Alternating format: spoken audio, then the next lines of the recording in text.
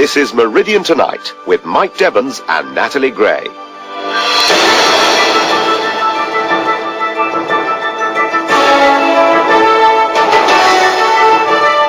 Commuter chaos as goods train demolishes station. The driver fails a breath test. Should train drivers face compulsory tests? Something's gone wrong here, and so quite plainly something else is needed.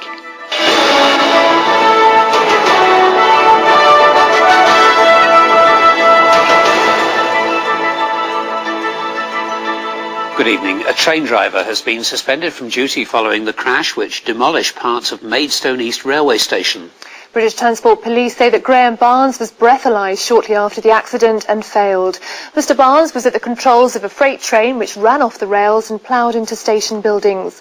Our reporter Gavin Hill has been following developments. This is the scene at Maidstone East Station 16 hours after the crash. British Rail are working with heavy lifting gear to clear the debris here, and that task will go on all night. Well, meanwhile, the severe disruption on the Victoria to Ashford line continues. The clock stopped at 2:12 this morning, the exact moment when 15 wagons weighing 900 tonnes ran off the rails, warping tracks, ripping up the platform, destroying part of the station roof, a signal gantry and brick wall. The consignment of steel cables was strewn over 100 yards. It's thought the locomotive pulling the load came off the line in a tunnel and then slewed sideways through the station, causing maximum devastation. The driver was shaken but unhurt. My priority was to first get the engine turned off, and luckily the driver was in the position that he could come along and do that for us. Are you surprised the driver escaped without serious injury? Certainly. Looking at the state of things here behind me, I think the driver was very lucky, yes. The driver, Graham Barnes from Dover, failed a breathalyzer test. He spent the day in custody at Maidstone Police Station. The first British Transport Police officers at the scene automatically went into action with regard to breath tests, which we would do to any driver in such circumstances. The train will be photographed and searched to find or try to locate any evidence which will lead and help the investigation as to why the accident happened. Mr Barnes has been suspended pending a police investigation, but British Rail's main concern today has been for passengers. From 6 o'clock this morning, buses were laid on, taking commuters to alternative stations like Lenham and Borough Green, minimising delays. There's a bus going at 20 to 8, so we just have to play it by ear. The bosses will have to just understand when we get there. I mean, it'll probably mean a longer journey into work. I shall have to go over the river and wait for a train, which takes a slightly longer route. The train overturned early hours in the morning.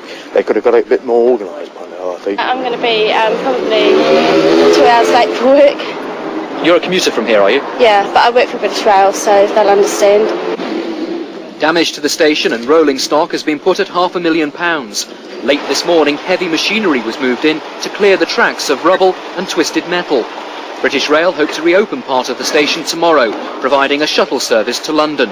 The work to achieve that goal will continue through the night. Well, normally this is a busy commuter station, but it has been a day of chaos here, and with me now for the update on what's happening at the moment is Network South East's operations manager, Tony Goff. Tony, how bad are things tonight on the rails? Well, as you can see, a great deal of work is already going on here in preparation for the recovery operation, which starts in earnest this evening. This we divide into 3 phases. The first thing is to clear the locomotive from the site, and we'll need 2 heavy cranes which will be brought in during the night to clear the locomotive from the site. The second phase is to make safe and to clear the other platform, to make it available for passengers to use. And the third phase, and the longest phase, will be to clear the actual track through the station that you can see in the background. How are people getting home tonight, though? Well, we have a service operating from Victoria to Borough Green, and then a connecting bus service from Borough Green to Ashford, calling at all stations via Maidstone. But there are, of course, alternative routes that passengers can use from London, both via Paddock Wood in the Medway Valley and via Strood in the Medway Valley, and they can also use services on our lines that are open, for example, Staplehurst and Headcorn. Well, I'll have to stop you there. Thank you very much indeed for joining us.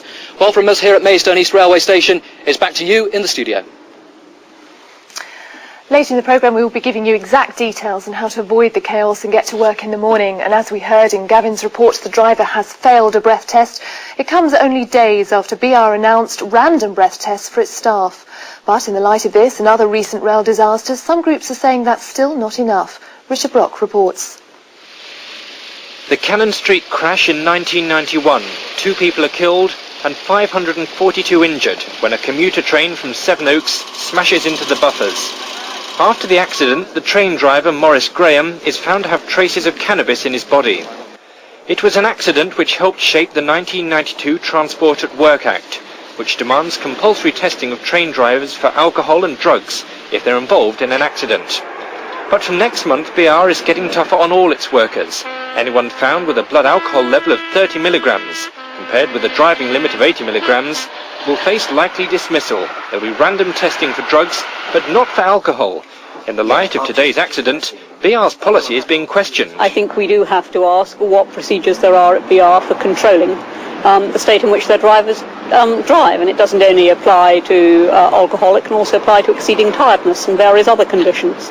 And commuters groups are tonight asking why drivers shouldn't be tested for alcohol randomly, or even face checks every time they come on duty. If this incident has revealed some slackness in the procedures and it results in a tightening up, whether it involves random testing or not, then some good will have come out of it.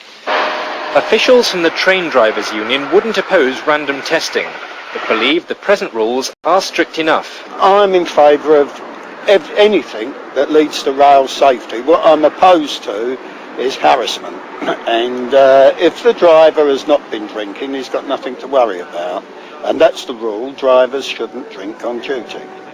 The Railways Inspectorate will be holding an inquiry into today's accident, and BR will be awaiting its report before commenting in more detail on the cause of the crash. In the meantime, its tough new drinking on duty rules come into force next month. This accident has helped focus attention on those new rules. Richard Brock in Maidstone for Meridian Tonight.